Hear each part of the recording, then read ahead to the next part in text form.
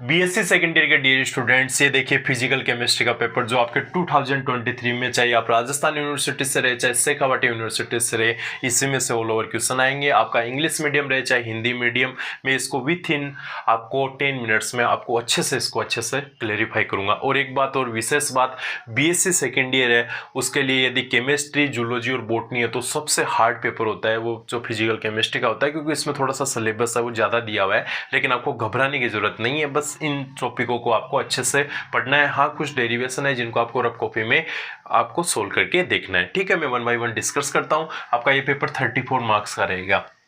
इसमें बात करता हूँ जो आपके यूनिट 5 दिए हुए हैं। इसमें यूनिट फर्स्ट में है आपका ऊष्मागतिकी का प्रथम नियम व जूल का नियम। ठीक है, तो थर्मोडायनेमिक्स का फर्स्ट लॉ है, जूल का लॉ है, और इसके साथ में जूल थॉमसन जो फैक्टर होता है, गुणांक होता है, उसके बारे में।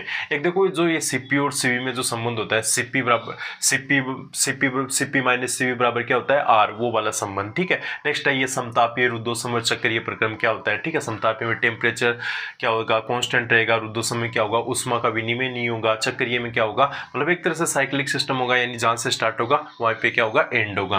नेक्स्ट मैं बात करता हूं हेन्स का, जो हेस का ऊष्मा संकलन का नियम। ठीक है, ये क्या कहता है कि जिस तरह से कोई भी सिस्टम है उसको किसी भी परिपथ से कैसे भी लिया गया, कैसे भी किया गया, तो उसमें किया गया कार्य की वैल्यू क्या होगी, समान होगी।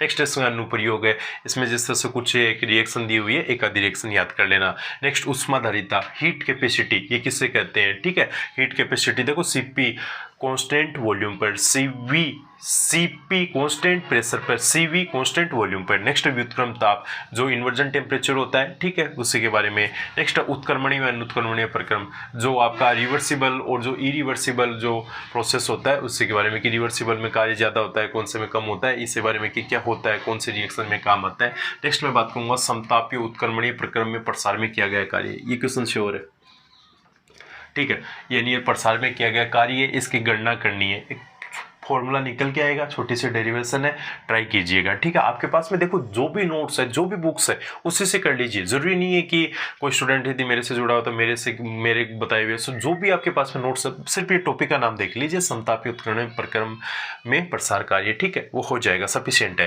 नेक्स्ट उदासीनीकरण ऊष्मा, जो न्यूट्रिशन एनर्जी होती है, अरे एसिड और बेस HCl NaOH इनको मिला है तो वो वाली। नेक्स्ट है इसमें लिखा हुआ प्रबल अम्ल की प्रबल छाल से, वो को वही अभी आपको बताया HCl NaOH की। ठीक है, नेक्स्ट मैं बात करता हूँ, देखो इस बार ये क्वेश्चन श्योर है, कार्नो चक्कर व इसकी दक्षता, इट्टा, जिसको निट्टा से कार्नो चक्कर। अरे इसमें देखो समतापीय प्रसार, रुद्धोष्म प्रसार, समतापीय संपीड़न, रुद्धोष्म संपीड़न, ये वाले जो इसकी दक्षता, जिसको निट्टा से परमाणु 2.T1। नेक्स्ट है एंट्रोपी की भौतिक सार्थकता, अभिक्रिया समता भी। ठीक है, एंट्रोपी होता है, क्या होती है इसकी भौतिक सार्थकता, यानी कहाँ इसके यूजेज आती हैं। एक अभिक्रिया समतापी, यानी जो कॉन्स्टेंट टेम्परेचर पे लूंगा तो इसमें क्या चेंजेस आएंगे।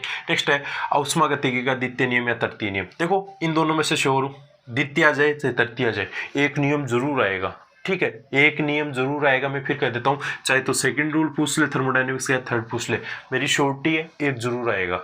छोटी सी इक्वेशन, छोटा सा डेरिवेशन है, रफ कॉपी में वो कर लेना। अरे और तो आपका 2-2.5 लाइनों का बस लिखना ही तो है, एक वो ऐसे तो लिखना है, एंट्रोपी की रिगार्डिंग तो लिखना है, बस वही बातें हैं। नेक्स्ट है गिब्स हेल्महोल्ट्ज समीकरण, ये इंपॉर्टेंट है। ठीक है, गिब्स हेल्महोल्ट्ज जो इक्वेशन है इसको आपको निकाल के करना होगा, del G बराबर del H plus RT ln के, इससे से निकल जाएगी। नेक्स्ट दरोनुपाती क्रिया नियम, किसने दिया था, गुलबर्ग बागे ने। क्या दिया था, जो विक्रिया की दर होती है वो क्या होती है, क्रिया कारकों की सक्रिय सांद्रता के घात के समानुपाती, वो सिस्टम था। नेक्स्ट है क्लेसियस जो क्लेरापन समीकरण है, अरे ये इक्वेशन है, देखो इसको आपको निकालना पड़ेगा, और इस बार ये श्योर है, ध्यान से सुन लेना, श्योर है, क्लेसियस क्लेरापन समीकरण श्योर है आएगा।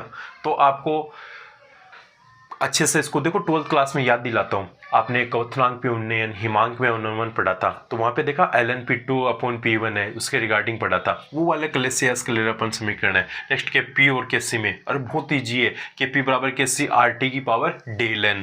नेक्स्ट है वन टॉप जो समायतनिक और जो लासातेले का नियम, लासातेले का नियम प्रेशर के रिगार्डिंग दिया गया था, वन टॉप समायतनिक। ठीक है, कॉन्स्टेंट वॉल्यूम में वन टॉप में क्या चेंजेस आएगा, आई वन टॉप गुणांक में।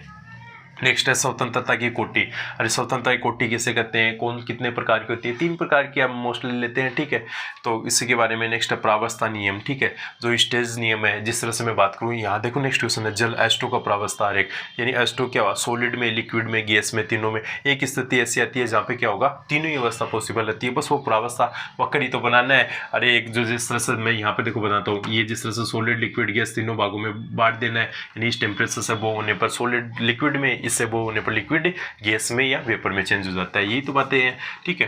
नेक्स्ट मैं यहाँ पे बात करूंगा नेनस्ट का वितरण नियम व सीमाएं, ठीक है। इस बार ये श्योर है, इसकी देखो ध्यान से सुनना, सीमाएं, लिमिटेशन मत भूल जाना, लिमिटेशन मत भूल जाना, लिमिटेशन पूछता है, निर्दिष्ट वितरण नियम की सीमाएं जरूर याद करना। नेक्स्ट है संविलियन ताप है, इसको देखना, और इसमें एग्जांपल है देखो इसका संविलियन ताप का, फिनोल जल तंत्र को समझाइए, ठीक है। जो फिनोल है आपका C6H5OH है और उसके साथ H2 है, किस तरह से हाइड्रोजन बॉन्डिंग बनता है, बस वही सिस्टम है। नेक्स्ट है जल तंत्र के लिए मित स्थायी साम्य, यानी मित स्थायी, देखो मित, मित का मीनिंग होता है झूठा, यानी इसमें क्या होता है, साम्यावस्था होती नहीं है लेकिन लगता है, तो इसकी एक रिएक्शन है छोटी सी, वो याद करनी है आपको। नेक्स्ट है स्थिर क्वाथी मिश्रण। अरे स्थिर क्वाथी मिश्रण है, ये देखो स्थिर क्वाथी मिश्रण कहाँ से आएगा, राउल्ट के नियम में अनादर्श विलयन देखा था, उसमें धनात्मक विचलन वाले और ऋणात्मक विचलन वाले, उसी का तो दूसरा नाम है स्थिर क्वाथी मिश्रण का, ठीक है। नेक्स्ट राउल्ट व हेनरी का नियम, ठीक है, राउल्ट हेनरी का नियम है, ये क्या था, प्रेशर के रिगार्डिंग, और किससे कनेक्ट किया था, मोल बिंदु से। यूटेक्टिक बिंदु होता क्या है, कौन सी स्थिति पे बनता है, 2 डाई लाइनों का एक छोटी सी डेफिनेशन, इसको भी ध्यान में रखना है। नेक्स्ट बात करूंगा मोलर चालकता और तुल्यांक की चालकता, लेमड़ा एम और जो लेमड़ा अनंत अनुता पर, देखो इसका जो फॉर्मूला हम बात करते थे, मोलर चालकता तुल्यांक लेमड़ा एम और जो लेमड़ा इक्विवेलेंट के फॉर्मेट में रखते थे, ठीक है। वो फॉर्मूला यदि आपको डेरिवेशन भी नहीं हो पाता है तो इसका लास्ट रिजल्टेड अच्छे से ध्यान में रख लेना, ठीक है। और रिजल्टेड ध्यान में रखिए, जो 2 डाई लाइनों की परिभाषा है, अरे 1 लीटर में 2 बार कप्पा, यानी जो इसकी जो चालकता है, इसी के रिगार्डिंग जो फॉर्मूला बनाया गया था, वो फॉर्मूला ध्यान में आप रख लेना। ओस्टवाल तन्यता का नियम व सीमाएं, ओस्टवाल तन्यता नियम है, यानी H+OH- है, किस तरह से कैसे इनका डिजोल्वेशन, इससे के बेसिस पे कौन से सॉल्यूशन का कैसे डिजोल्वेशन होता है, सीमाएं, इसकी लिमिटेशन मैं फिर कह देता हूँ, इसकी लिमिटेशन अच्छे से देख लेना।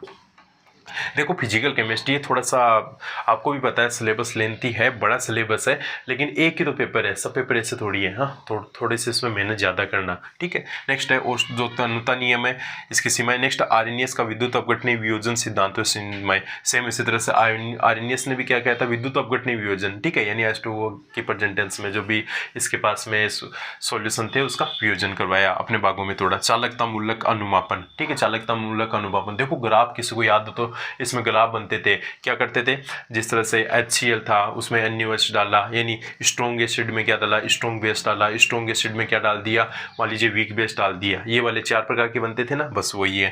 नेक्स्ट डिबाई-हक्कल सिद्धांत, देखो डिबाई-हक्कल सिद्धांत, इसके 2 पॉइंट होते हैं, शिथिलन प्रभाव, विद्युत कण संचलन। ये पूछ सकता है क्या इस बार श्योर है, ये डिबाई-हक्कल श्योर है, डिबाई-हक्कल, या तो ये दे देगा, ये सिर्फ एक छोटा सा नाम दे देगा शिथिलन प्रभाव, ठीक है। इसके 2 पार्ट होते हैं ना, शिथिलन प्रभाव और विद्युत कण संचलन। अरे जो पॉजिटिव है उसके चारों ओर जो विपरीत आयनों का घेरा, वही तो है। नेक्स्ट है डिबाई-हक्कल ओनसेगर इक्वेशन, ओनसेगर इक्वेशन, देखो इसको एक छोटी हार्ड इक्वेशन है, थोड़ी सी हार्ड का मीनिंग है, लेकिन इतनी भी ज्यादा हार्ड नहीं है, रफ कॉपी में 2 से 3 बार लिख लेना आप, हो जाएगी। सिर्फ इक्वेशन लिखने के नंबर मिलते हैं, सिर्फ इक्वेशन लिखने के, और ये अच्छा सा 3 नंबर का क्वेश्चन बन जाता है, डिबाई-हक्कल ओनसेगर इक्वेशन। रफ कॉपी में ट्राई करना, थोड़ी सी इक्वेशन बड़ी है, 1 लाइन की इक्वेशन है, थोड़ी सी बड़ी है, रट्टा मारनी पड़ेगी, लेकिन याद हो जाएगी। नेक्स्ट मैं बात करूंगा चालकता सेल, चालकता सेल है, देखो वही छोटी क्लासों में जो व्हिटस्टोन सेतु है वो पढ़ते थे, उसी के रिगार्डिंग चालकता सेल बना था, सेल स्थिरांक के डेल जी बराबर RT/ln के जो सेल स्थिरांक था। नेक्स्ट है H+OH- आयनों की आयनिक चालकता उच्च होती है, क्यों उच्च होती है, यानी ये H+OH- जहाँ भी मिलेंगे उसकी चालकता क्या हो जाएगी, उच्च हो जाएगी, क्योंकि इसकी गतिशीलता उच्च होती है, ठीक है।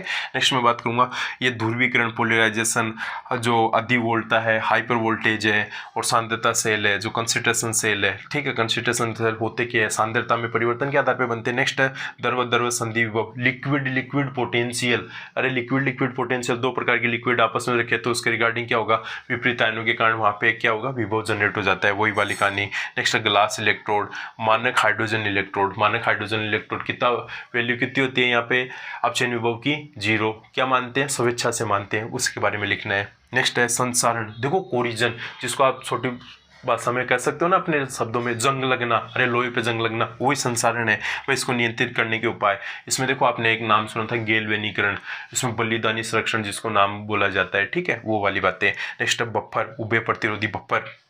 बफर का क्या था, जिस तरह से मैं बोलूँ कि जिस तरह से मेरे पास में कोई भी विलियन है उसका एसिडिक उसी के साथ में, ठीक है, यानी जिस तरह से कोई भी लवण है, इसमें देखो नाम आएंगे उदासीन बफर, अम्लीय बफर, और एक कौन सा था, क्षारीय बफर। अम्लीय बफर का मीनिंग क्या होगा, लवण है, लवण के साथ में उसी का ही एसिड है मिला के बनाया गया था। उसका फॉर्मूला देखो, वो याद करना अच्छे से, पीएच बराबर पीके प्लस लोग साल्ट अपॉन एसिड, ठीक है, वो फॉर्मूला। और बेस में आ जाएगा तो पीओएच बराबर पीके बी प्लस लोग साल्ट अपॉन बेस, ठीक है। नेक्स्ट मैं बात करूंगा इसमें लवण सेतु, जिसको साल्ट ब्रिज बोलते थे। अरे उल्टे यू आकार की नलिका होती थी जिसमें KCl है, अगार अगार जेली है, ये भरी होती थी, वो वाला सिस्टम। नेक्स्ट मैं बात करूंगा सक्रियता, एक्टिविटी व एक्टिविटी कोफिशिएंट, सक्रियता ए बराबर FC, स्मॉल a बराबर FC, याद आया ना। नेक्स्ट मैं बात करूँगा क्वीन हाइड्रोन इलेक्ट्रॉन। क्वीन हाइड्रोन, ये देखो इस बार मोस्ट इंपॉर्टेंट है, ये नाम कईयों ने यदि ढंग से नहीं पढ़ रखा है तो उनको पता नहीं है क्वीन हाइड्रोन का आता है। क्वीन हाइड्रोन देखो फिनोलिक टाइप, ये बेंजीन टाइप की संरचना थी, उसमें OH वगैरह लगा के क्वीनोन, अरे क्वीनोन बनता है ना, डबल बॉन्ड ओ, जो भी जिस तरह से मैं बोलूँगा कि सामान्य बेंजीन होती है उसके ऊपर और नीचे क्वीन, वही क्वीनोन, वहाँ से क्वीन हाइड्रोजन इलेक्ट्रोड है। इसमें मैं इसको कंप्लीट कर लेता हूँ, मैं पीएच मान, ठीक है, इसमें जो पीएच की वैल्यू है, पीएच का जो फॉर्मूला निकल के आएगा उसकी वैल्यू ज्ञात करनी है। देखो मैं एक बार फिर कर देता हूँ, फिजिकल केमिस्ट्री है BSc सेकेंड ईयर के लिए जो मोस्ट हार्ड पेपर है वो यही रहता है, ठीक है। तो इसमें थोड़ा सा आपसे रिक्वेस्ट है मेरा, ठीक है, टीचर हूँ लेकिन फिर भी आपसे रिक्वेस्ट है, थोड़ा सा टाइम ज़्यादा देना, ठीक है, टाइम ज़्यादा देना, जिससे पेपर अच्छा हो जाएगा। नहीं यदि ब्रेक लग गई ना तो नेक्स्ट ईयर भी क्लियर नहीं होती है, क्योंकि फर्स्ट ईयर फाइनल के फिजिकल केमिस्ट्री के पेपर क्लियर हो जाते हैं, लेकिन सेकेंड ईयर का जो पेपर है ना वो क्लियर नहीं हो पाता है ऐसे ही, ठीक है। तो थोड़ा सा अच्छे से फोकस करना, ठीक है, अच्छे से फोकस करना। आपके पास में जो भी नोट्स है, जो भी बुक्स है, आप उसी से कर सकते हैं, ठीक है। और मेरी वीडियो अच्छी लगती है तो वीडियो को लाइक कर दीजिए। ऑल ओवर मैंने है ना जूलॉजी, बॉटनी, केमिस्ट्री के all over BSc second year के पेपर बना रखे हैं, आप वहां से जाके देख लीजिएगा और पेपर को भी, ठीक है। ओके, अब